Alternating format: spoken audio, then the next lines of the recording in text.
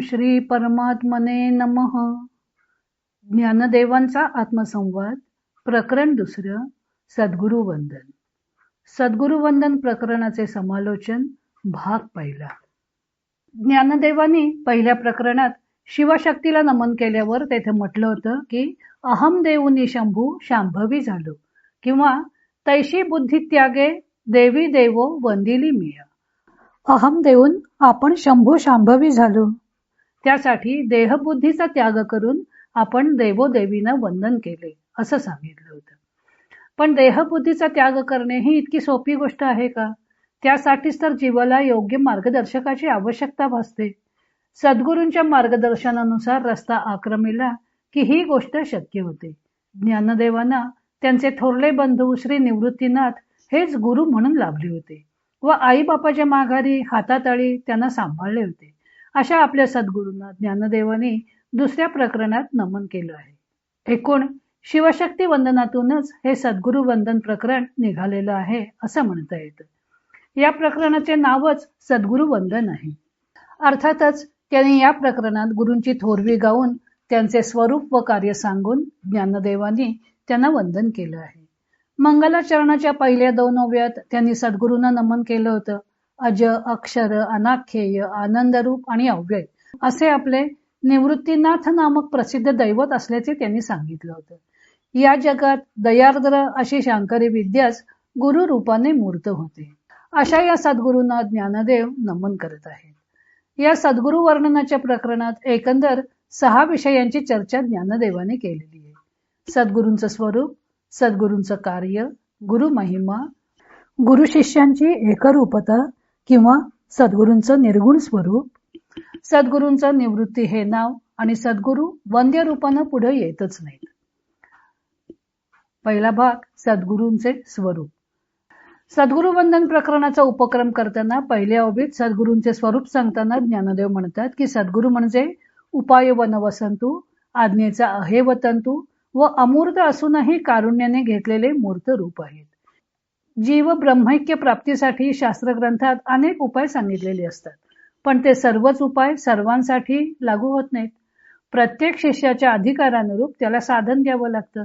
सद्गुरू शिष्याला असे योग्य साधन निवडून देतात व वसंत ऋतूच्या आगमनाबरोबर जसं सर्व वन फुलाफळांनी बहरून जातं, त्याप्रमाणे साधनेचा उपाय शिष्याच्या बाबतीत सद्गुरूंच्या येण्यामुळे फलद्रूप होतो. ब्रह्मविद्या शिष्याच्या ठिकाणी फलद्रूप होण्यासाठी निर्गुण असूनही अमूर्त असूनही कारुण्य रूपाने तो मूर्त होतो. सद्गुरूंचं कार्य. अशी करुणामूर्ती असलेले सद्गुरू अविद्येच्या अरण्यात भोवंडत असलेल्या शिष्याचे भवबंधन छेदून टाकतात.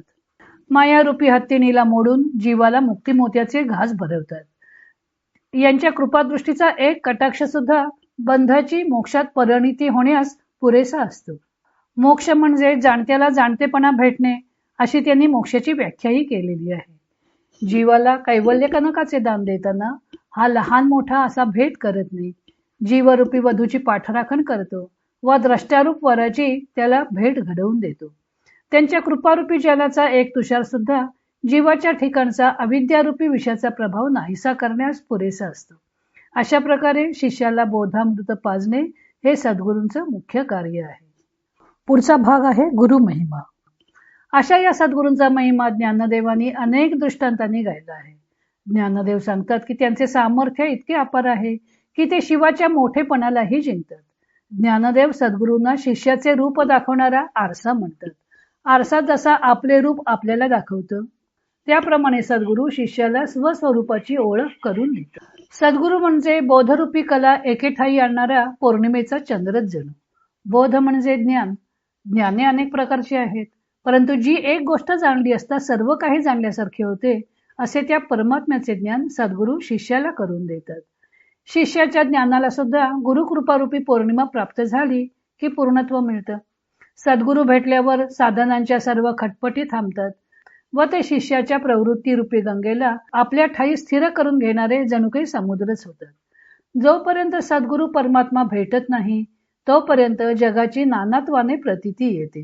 द्रष्टा दृश्य सत्य मानून भोग्य मानून संसार करतो, पण सद्गुरू भेटीनंतर मात्र हे सर्व बहुरूपाने नानात्वाने दिसणारे दृश्य ओसरून जातं. सद्गुरू म्हणजे अविद्यारूपी अंधार दूर करणारा सूर्यच आहे.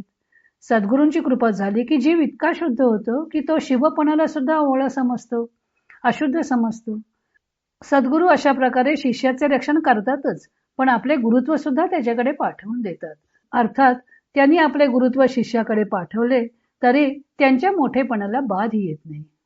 अशा सद्गुरूंच्या सहाय्यानं जीव ब्रह्मापेक्षाही श्रेष्ठ स्थानावर जाऊन बसतो आणि त्यांची कृपा झाली नाही तर ब्रह्मसुद्धा तृणातळी जाऊन लपून बसते. सद्गुरूंना त्यांनी उपाय वनवसंतु असे त्यांचे स्वरूप सांगताना म्हटलंच होतं.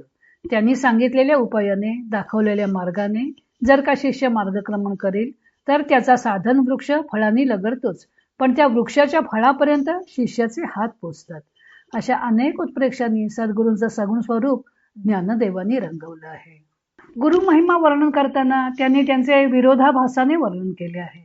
त्यांनी शीतल प्रसादार्क असं म्हटलेलं आहे. वास्तविक सूर्य म्हणजे प्रखर प्रकाश देणारा, परंतु सद्गुरु सूर्य हा शीतल आहे असे म्हणून त्यांनी त्यांचे विरोधाभासाने वर्णन केलेलं आहे. लौकिक सूर्य प्रखर झाला की तापदायक होतो, पण हा सद्गुरु सूर्य जेवढा प्रखर होत जाईल तेवढा अज्ञानांधकार नाहीसा होत जाऊन शिष्याला शीतल अशी शांती लाभते. त्यांच्या दृष्टीवर त्यांनी भाल्याचे रूपक केलेलं आहे. भाला जसा टोकदार असतो, त्याचे धारदार टोक शत्रूच्या शरीरात घुसून त्याचा नाश करते, त्याप्रमाणे मातेच्या दृष्टीप्रमाणे कनवाळू असलेली सद्गुरूंची दृष्टी शिष्याचे रक्षण करताना भाल्याप्रमाणे धारदार टोक होऊन शिष्याला दिसत असलेल्या दृश्याचा नाश करते आणि एवढा मोठा विजय मिळवून सुद्धा पुन्हा त्या विजयाचे श्रेय ते स्वतः घेत नाहीत. तर साधनेच्या बळावर शिष्य ज्ञानी झाला असेच लोक मानतात.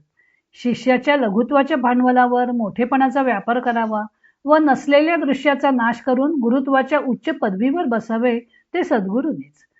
नसलेल्या संसार जलात शिष्य बुडत असतो व घनवट बनून ते त्या शिष्याचा उद्धार करतात आणि अखेर उद्धारल्या गेलेल्या शिष्याचा मागमूसही उरत नाही. तो गुरुतत्वाशी एकरूप होऊन जातो असं वर्णन करून त्यांनी विरोधाभासाची अत्युच्च सीमा गाठली आहे. चंद्र सुद्धा त्याच्या एका कवर्षाने प्रकाशित झालेला आहे. शिव सुद्धा जीवपणाच्या त्रासातून सुटका होण्यासाठी सद्गुरूंना मुहूर्त विचारतो अशा शब्दात त्यांनी गुरु महिमा गायलेला आहे. आता उरलेल्या विषयांचं समालोचन आपण उद्या पाहू. इतर अनेक ग्रंथांचा आधार घेऊन ज्ञानदेवांच्या अमृतानुभव या ग्रंथाचं लेखन आणि वाचन सौ मनीषा अभ्यंकर मिरज यांनी केलं आहे. हरिओम तत्सत.